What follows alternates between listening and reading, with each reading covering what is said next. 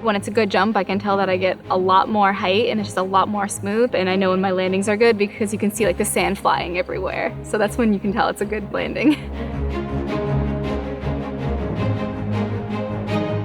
I'm from Casco, Maine.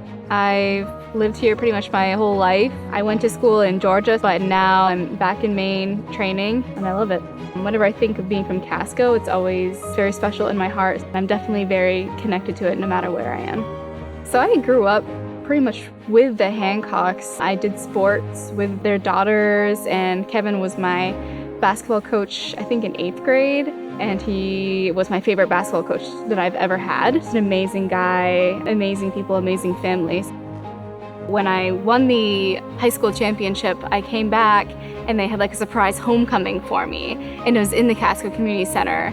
They have a line there showing how far 22 feet 5 inches is. So it's really cool to be a part of that gym that I grew up playing basketball in. So it's kind of weird to be back here because when I was little, this place just seemed so big to me, but now, like years later being back, it just like seems so small. So it's like so funny how your perspective changes as you get older and as time goes by. So this white line is where I would take off from, and then where my footprints are over here is where I would land, and that's 22 feet 5 inches. So it's kind of crazy looking at it because it's hard to actually tell that I can jump that far.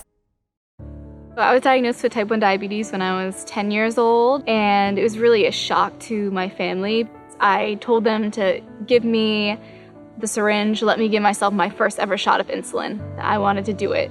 That night my mom was crying in the hospital bed, and she was just like, why did this have to happen? She was all upset.